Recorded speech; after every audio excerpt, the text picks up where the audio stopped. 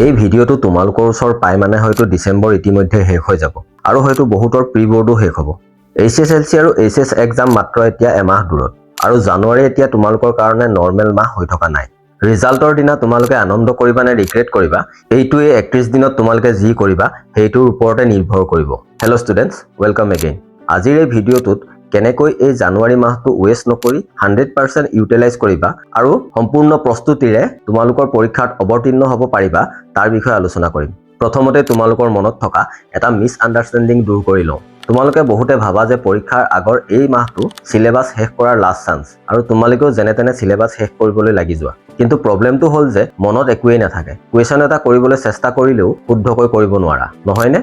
Syllabus শেষ কৰাৰ সময় একচুৱেলি তোমালোকৰ প্ৰি ফাইনেলৰ আগতেই শেষ হৈ গ'ল। এতিয়া সময় হৈছে তোমালোকে যি পঢ়িলা সেইখিনি ৰিভিজন কৰাৰ। প্ৰি ফাইনেল টেষ্টত যি ভুল কৰিলা সেইবোৰ শুধৰোৱাৰ সময়। তিনিটা কথা তোমালোকে নিজৰ মগজত ভালদৰে ভৰাই লোৱা। জানুৱাৰী মাহত নতুন চেপ্টাৰ ষ্টাৰ্ট নকৰিবা, নতুন কিতাপ বা ৰেফাৰেন্স বুক নপঢ়িবা আৰু কোনো নতুন ষ্ট্ৰেটেজি ট্ৰাই নকৰিবা। কাৰণ এই জানুৱাৰী মাহত এতিয়া নতুন কথা শিকাৰ সময় নহয়। এতিয়া সময় হৈছে অলৰেডি শিকি থোৱাবোৰ মনত ৰখা আৰু শুদ্ধ কৰাৰ। এইখিনি ক্ৰুচিয়েল টাইমত তোমালোকে বহুতেই কেইটামান মাৰাত্মক ভুল কৰা যিকেইটাৰ কাৰণে জানুৱাৰী মাহটো ৱেষ্ট হয় আৰু তোমালোকে পৰীক্ষাৰ সময়ত পস্তাবলগীয়া হয়। সেই ভুলকেইটা আমি এবাৰ চাই লওঁ আহা। মিষ্টেক নাম্বাৰ 1, নো ইফেক্টিভ ষ্টাডি। বেছিভাগ ষ্টুডেণ্টৰ ক্ষেত্ৰতে এইটো প্ৰব্লেম দেখা যায়। তেওঁলোকে দিনৰ দিনটো পঢ়িব, কিন্তু ৰাতি যদি সোধা হয় দিনটোত কি পঢ়িলে একো ক'ব নোৱাৰে। পঢ়ে কিন্তু মনত একো নাথাকে। পঢ়াখিনিৰ পৰা দুটা প্ৰশ্নও শুদ্ধকৈ লিখিব নোৱাৰে।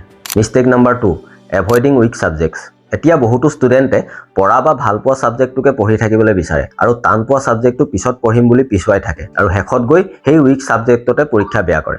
Mistake number 3, ignoring health. পঢ়াৰ নামত যদি শৰীৰৰ যত্ন নোলোৱা, খোৱাৰ যত্ন নোলোৱা আৰু অধিক টোপনি ক্ষতি কৰা তেন্তে মাৰাত্মক ভুল কৰা হ'ব।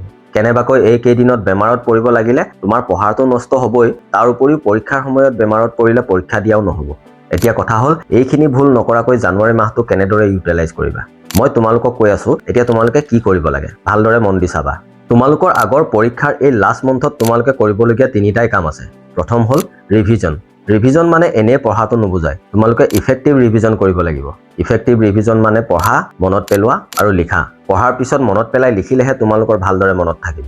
লিখাৰ বিকল্প নাই। মেথছৰ ক্ষেত্ৰত ডেইলি এটলিষ্ট 10টা মেথছ সলভ কৰা আৰু ছায়েন্সৰ ক্ষেত্ৰত নোচোৱাকৈ ডায়েগ্ৰাম আঁকা আৰু প্ৰব্লেম সলভ কৰা।